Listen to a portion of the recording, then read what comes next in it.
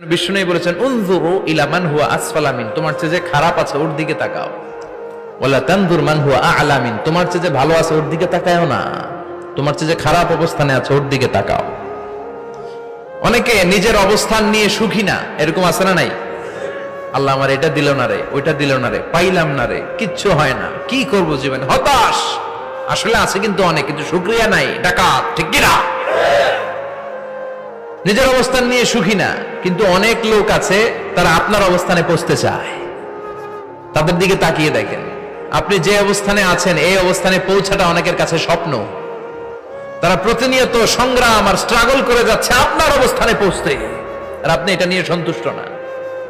শেখ সাদির নাম শুনেছেন? বালাগাল উলা কাশাফাত দুজা, এই কবিতাটা রচয়িতা ইরানের বিখ্যাত এক কবি। উনি একবার আর্থিক সমস্যার মধ্যে দিয়ে সময় কাটাচ্ছেন, টাকা নাই, পয়সা নাই, পায়ে দেওয়ার মতো জুতা নাই। উনি খুব দুঃখ পেলেন, হায় রে, আমি ইরানের এত বড় কবি, আমার পায়ে দেওয়ার মতো জুতা নাই।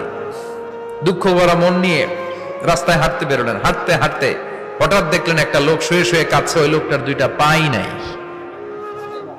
পাই নাই। উনি সেজদায় পড়ে গেলেন, আল্লাহর কাছে ক্ষমা চাইলেন, আল্লাহ অনেক দিয়েছো, শুকর আলহামদুলিল্লাহ। এজন্য যেই পরিস্থিতিতেই থাকি না কেন আমরা কি পড়বো? জোরে বলেন, কি পড়বো?